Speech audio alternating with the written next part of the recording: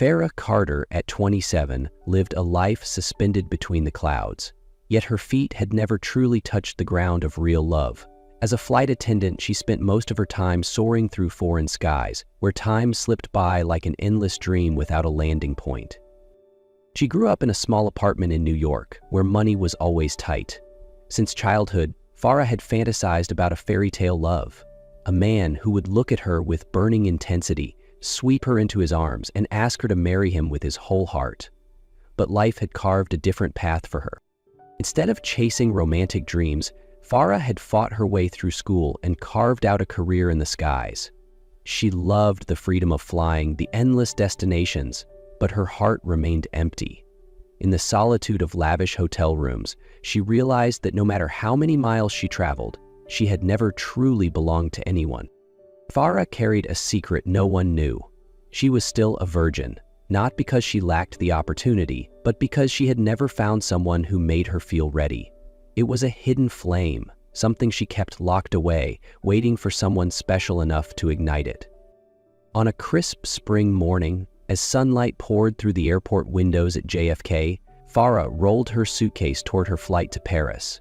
She had no idea that within hours her life would change forever.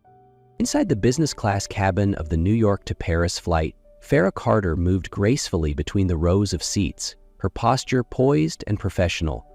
Her navy blue uniform hugged her frame, and her dark hair was neatly twisted into a flawless bun.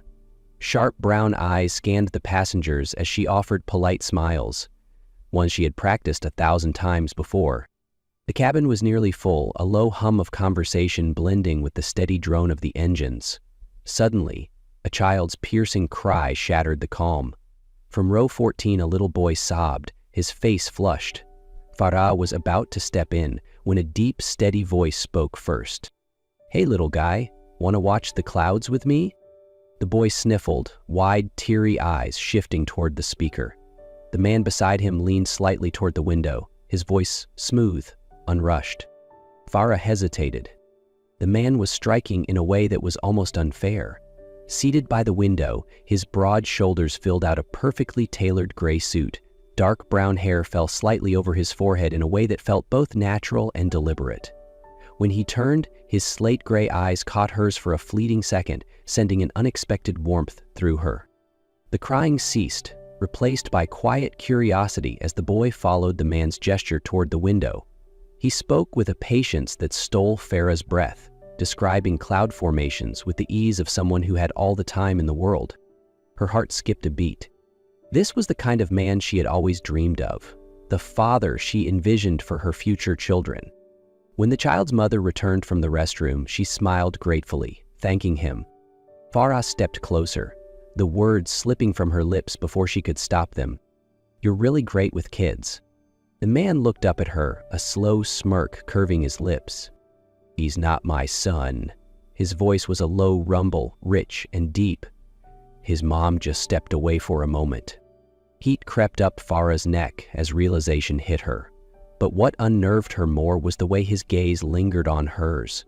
Too long, too knowing, as if he had seen something in her that she hadn't meant to reveal. She quickly turned away, forcing herself to focus on her duties, but throughout the flight she could still feel his gaze tracing her every move down the aisle. When they landed in Paris, the man stood, adjusting his suit before stepping toward her. He handed her a sleek black card, the gold lettering gleaming under the cabin lights. "Call me," he said, his voice firm, more of a command than a request.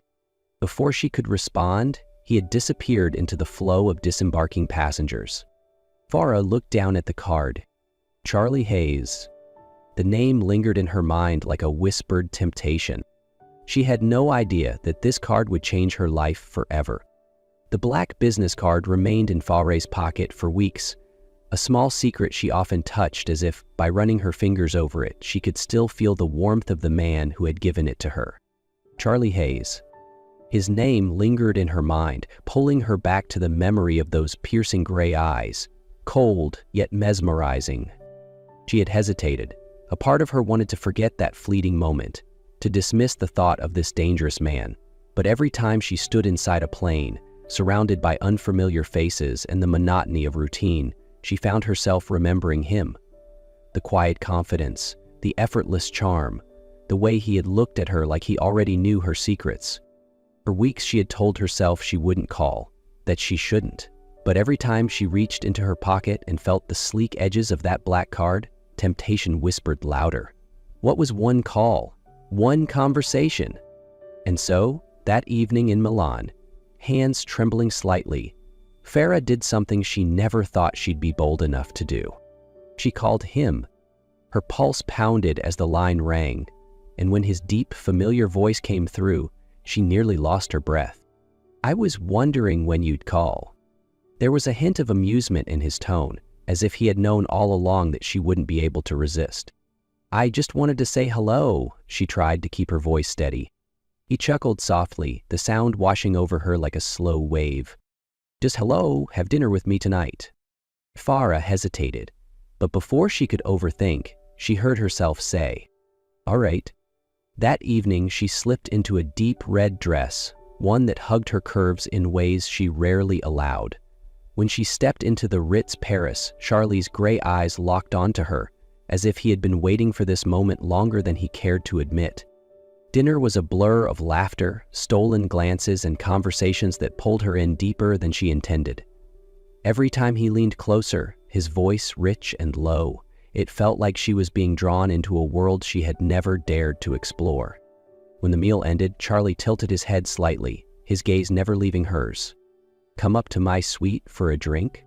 She knew she should say no. They had only just reconnected after a few fleeting hours, but the storm inside her was raging, a fire she had never felt before. Farah swallowed hard, her heart pounding so loudly she was sure he could hear it. "Okay." And so she stepped into the elevator with him, unaware that she had just crossed a threshold from which there was no return. The elevator ascended to the top floor of the Ritz Paris in a silence so thick it pressed against Farah's skin. The only sound she could hear was the frantic beat of her own heart, mingling with Charlie's steady, measured breaths beside her. The doors slid open. His hand came to rest lightly on the small of her back. A barely there touch, yet it sent a shiver rippling through her. His suite was opulent. Warm golden lighting, cream-colored walls adorned with delicate gold accents, and a chandelier casting soft reflections across the room. But Farah didn't care about the luxury. All she could focus on was Charlie. His presence overwhelming, inescapable. The door clicked shut behind them. There was no turning back. Charlie walked to the bar, pouring amber liquid into 2 crystal glasses. He handed one to her, his gaze never straying from her face. "Brandy, not too strong." His voice was smooth, low. Farah accepted the glass, but didn't drink. She couldn't. Charlie set his own glass down, then closed the distance between them. Without a word, he tilted her chin up with 2 fingers, forcing her to meet his eyes. "You're trembling, huh?" His voice was quiet, yet it carried an unspoken challenge. Farah swallowed hard. But before she could finish, his lips brushed against hers. The kiss wasn't rushed. It was deliberate, possessive, like he was savoring the way she fit against him. When he pulled away, his gray eyes were darker, a slow, knowing smirk curving his lips. "First time?" Farah froze. She didn't need to ask what he meant. Her silence was answer enough. Charlie took a step back, his expression shifting. There was surprise in his eyes, but something else too, something deeper, a flicker of possession. "Farah?" His voice was rougher now. Her cheeks burned as she bit her lip. "I've never done this before." Charlie stared at her for a long moment. Then, slowly, he smiled. A dark, dangerous smile. "Then let me show you how." He kissed her again. But this time, there was nothing slow about it. This time, the fire had been unleashed. Morning light spilled softly through the sheer curtains of the Parisian suite, bathing the room in gold. Farah stirred awake, reaching instinctively for the warmth beside her, only to find nothing but empty sheets. The bed was cold. Charlie was gone. She sat up, pulling the white sheets around her, her eyes scanning the room, searching for any trace of the night before. And then she saw it. A sleek black business card resting neatly on the bedside table, next to a folded note in crisp, elegant handwriting. "I had an early meeting, but this won't be the last time." Farah reached for the card, her fingers trembling slightly. A strange sensation swelled in her chest. Not quite regret, not quite anxiety, but an undeniable sense of anticipation. From that night on, she was no longer standing on the edge. She had stepped into Charlie Hayes' world. Their encounters after that came fast and burned hotter than she ever imagined. Paris, Rome, Dubai, wherever Farah landed, Charlie was always there. In lavish hotels, aboard his private jet, they collided like two forces that could not resist each other. Their nights were a blur of tangled sheets, whispered confessions, and desperate touches that made the space between them disappear. But then the sun would rise, and she would have to leave again. Each time she stood at the hotel door, suitcase in hand, Charlie would pull her close, his voice low, edged with something almost raw. "Stay with me a little longer." She could only kiss him, slow, lingering, as if it could somehow freeze time. But no matter how long she stretched that moment, it would still come to an end, and the door would close behind her, leaving him standing there alone. Charlie never asked her to give up her life, her career, but Farah knew that each time she walked away, his patience thinned. She could see it in his eyes, in the way his grip on her waist tightened just a little more every time they parted. Something was changing. A storm was brewing, and soon it would consume them both. Chicago, a cold winter night. Farah stepped into the hotel, the thick coat around her shoulders doing little to hide the exhaustion weighing down her steps. Her flight had been delayed, and out of habit, she had called Charlie. He didn't hesitate. He simply said, "I'll be waiting." When she unlocked the suite door, he was already there, leaning against the bedpost, a glass of whiskey in hand, his gray eyes darkening the moment they landed on her. Farah dropped her bag, taking a slow breath.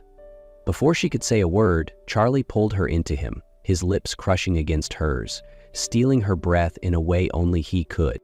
They fell into each other like always, desperate, hungry, making up for every moment apart. But when the heat faded, when she lay against his chest, Charlie spoke. "Stay with me." Farah let out a soft laugh, tracing lazy patterns on his bare skin. "You know I can't."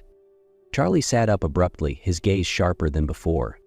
"Why not? You always have a choice." She opened her mouth, but he kept going, his voice tight with frustration. "You always leave, Farah. You always walk away." For the first time, she heard something raw in his voice, a vulnerability he had never let slip. She swallowed hard, trying to find the right words, but Charlie pulled her closer, his eyes burning with intensity. "I don't want to be just a stop along your journey." Her heart clenched. "Charlie?" But he didn't let her finish. Charlie ran a hand through his hair, exhaling sharply as if trying to steady himself. His jaw tightened, his usual controlled demeanor cracking just slightly. Then, as if coming to a final decision, he pushed off the bed, crossing the room to where his coat lay draped over a chair. From its pocket, he pulled out a small black velvet box. When he turned back to her, his gray eyes locked onto hers, uncharacteristically vulnerable. And then, he flipped open the lid. The diamond glinted under the soft glow of the hotel lights. "Marry me." Farah's world stilled. She had dreamed of this moment her whole life, but never had she imagined it would come from someone like Charlie, a storm she could never contain. Tears welled in her eyes, and when she spoke, her voice was barely a whisper. "Yes." Charlie smiled. For the first time, it wasn't a smirk of challenge or possession. For the first time, it was pure relief. He pulled her into his arms, kissing her deep, as if sealing this moment into eternity. A few weeks later, Farah Carter was no longer a flight attendant. The sky had taken her across the world, but at last she had found a place to land. Their wedding took place on the Amalfi Coast, Italy, where the sunset bathed the sea in gold, where the ocean breeze carried the scent of freedom and love. Charlie stood there, dressed in a sleek black suit, his gray eyes never leaving her as she walked toward him in a gown as pure as the promise they were about to make. He had once been a man who didn't believe in love, but Farah had changed everything. When the officiant asked the final question, Charlie didn't wait even a second. "I do." Farah looked into his eyes, her heart overflowing, and when she whispered, "I do," in return, her voice trembled. Not from fear, but from a happiness too vast to contain. They kissed beneath the Italian sky, in front of friends and family, but in truth, there were only the two of them in that moment. Charlie, the man who once thought love was just another transaction, now stood before her, offering something he had never given anyone: his forever. From that day on, Farah only flew one journey, the one beside him. Charlie Hayes could have had anything, but in the end, he only ever wanted one thing: Farah Carter, the woman who turned a skeptic into a dreamer. And from that moment on, they never had to say goodbye again. The sun dipped below the horizon, painting the Amalfi Coast in soft hues of orange and purple. Farah stood on the villa's balcony, her brown eyes reflecting the shimmering waves as the salty breeze carried the scent of jasmine from the garden behind her. Strong arms wrapped around her from behind. Lost in thought again? Charlie's deep voice rumbled against her ear, warm and familiar. Farah smiled, leaning into his embrace. "No, just thinking about how everything changed." Charlie chuckled, pressing a soft kiss to her hair. "And do you regret it?"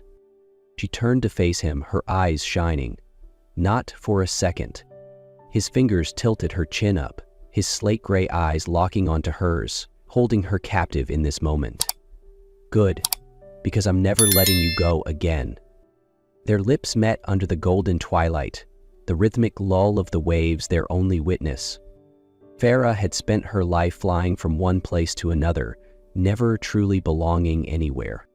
But now she had finally found home. And for the first time, she no longer felt lost among the skies.